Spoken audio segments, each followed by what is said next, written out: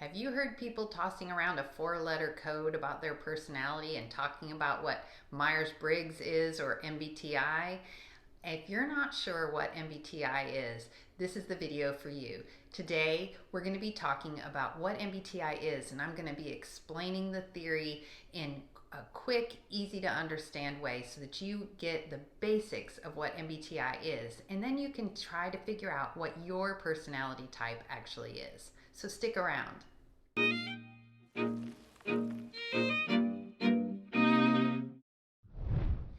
If you're new to this channel, my name is Jane Jackson. I'm the co-founder and president of Willow Training and Professional Development. I love MBTI and I've been using it with my clients for well over a decade. In today's video, I'm going to give you the basics of what the MBTI theory is, where it started, and why it's such a great personality assessment and tool for you to use to really understand yourself better. All right, let's start with what MBTI even stands for. MBTI stands for Myers-Briggs Type Indicator. Myers and Briggs, two last names. They were actually a mother and a daughter pair, and they took the work of a psychologist named Carl Jung, who actually came up with most of the theories that MBTI is based on. And the mother and daughter, Myers and Briggs, they thought that Carl Jung's personality theories were so important that they wanted to make them accessible to the mainstream people. So Carl Jung's theories came out in the 1920s, and Briggs and Myers spent the next 20 years trying to create a model that would simply and easily help people understand this personality theories that Jung had. And so in the 1940s, they published their first MBTI assessment. Like I said, they named it after themselves, called it the Myers-Briggs Type Indicator. Now, let's take a look at what the theory actually is. This assessment has been around since the 1940s. It's been tested and validated in millions of people have taken it around the world. It's the most widely used personality tool and instrument in the world. And so we know that it's valid, we know that it's accurate, but what is the theory actually based on? Well, it's based on preferences, natural inborn preferences. So I want you to take a second, if you can, and I want you to, if you have the ability to take a piece of paper and a pencil, I want you to write your first and last name. If you don't, just think about picking up a pencil and writing your first and last name. All right, now I want you to take that pencil or pen and put it in your other hand and try to write your first and last name, or imagine what that would be like.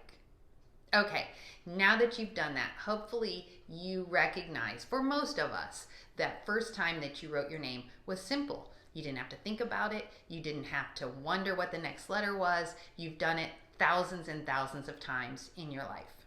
The other time, when I asked you to use your preferential hand or your non-dominant hand, it was much more difficult. Maybe you had to think about what letter came next even, or how to make those letters. That exercise, or thinking about that exercise, I'm sure you can relate. That exercise is all about your preference.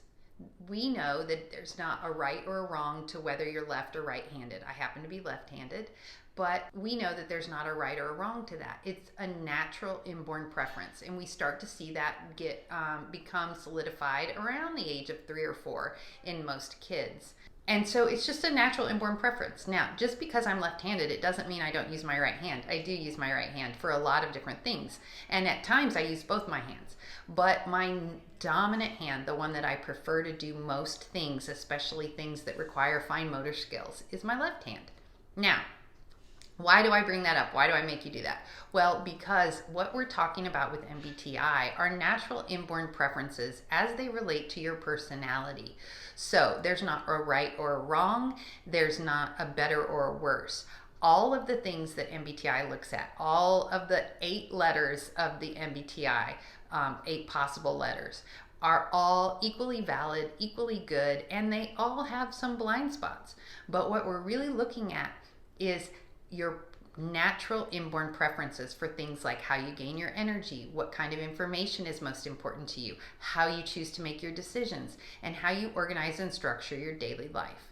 And when we look at MBTI, we are saying the 4 letters that ultimately become your MBTI code, they basically say, these are my natural preferences. This is the way that I naturally prefer to live and interact in this world. And so the thing I love about type is that there's not a best type, there's not a worst type, there's not right or wrong. It's really an objective way to look at the things that you naturally prefer and to name those, and then to say other people naturally prefer the opposite of you, and that doesn't make them wrong. It doesn't make you right or wrong. It just means that your natural preferences might be different.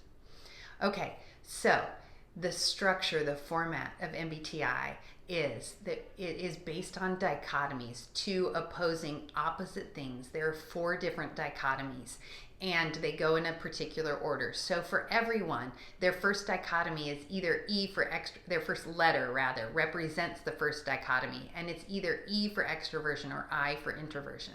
That's the first dichotomy. Second dichotomy is sensing versus intuition. It's either going to be an S or an N. I know intuition starts with an I, but we already used the I in introversion, so it's an N.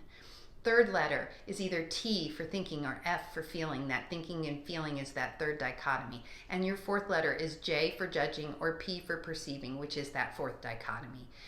What the MBTI assessment measures, what it assesses, is how strong a preference you have for one or the other in each of those dichotomies. Do you strongly prefer or even slightly prefer extroversion, or do you strongly or slightly prefer introversion? This theory is based on type theory. It's not based on trait theory. And we could talk about type theory versus trait theory in great detail, but the basic thing that you need to understand is that in type theory, we don't say that you are a certain percentage or that you are that it's like a light switch. You're either an extrovert or an introvert. What we say is that everyone does all of the things in these dichotomies, in all 4 dichotomies. Even though I might be an extrovert, I also have times when I behave like an introvert. Even though I might be a sensor, I also gather information sometimes like an intuitive. It's about how strong a preference I have for one or the other. Okay, so we take those 4 dichotomies with their 8 letters, because there's 2 letters for each dichotomy, and we ask you questions that help us really to say you have a preference for either extroversion or introversion, sensing or intuition, thinking or feeling, and judging or perceiving. And we can evaluate how strong a preference you have. Do you have a very clear preference? Do you have a clear preference? Do you have a moderate preference? Or do you have a slight preference? If you just have a slight preference for one of those, you probably almost equally using both of those functions or letters in that dichotomy. Okay, so ultimately, when we look at all the different ways that these 8 letters with the 4 slots can be configured, we come up with 16 different possible types. And each of those types has a 4-letter code and has some things that are true about that whole type. But it's really, really important to me that you understand that type is not trying to fit you into a box. And it should not be used against people. It shouldn't be used to say, oh, well, if you're an intuitive and you're good at the big picture, you're not good with details. And if this job is detail oriented, then you can't do this job. That is absolutely an inappropriate and unethical use of MBTI. What MBTI is really about is helping people understand their natural preferences and understand that lots of other people in the world might have different natural preferences. And rather than using it to judge other people, it should really be used to embrace differences, to embrace people who think and behave and act differently than you do in this world, and to recognize that it doesn't make you right and them wrong, or them right and you wrong. It's just a different way of approaching the world, just like being left or right-handed. Okay, I hope that that very quick overview of MBTI theory was helpful to you. If you're at the beginning of your MBTI journey, feel free to check out a lot of our other videos that will help you to figure out which letters in each of the dichotomies fits you best. And if you have specific questions, feel free to drop those in the comments down below. I will try to answer them and try to guide you to some of the videos that might be most helpful to you. If you like this video, I'd be really grateful if you gave it a thumbs up. And if you want more information, you want to see more videos about MBTI, go ahead and click that subscribe button, because that's what we talk about on this channel. Thanks so much for watching. I'll see you in my next video.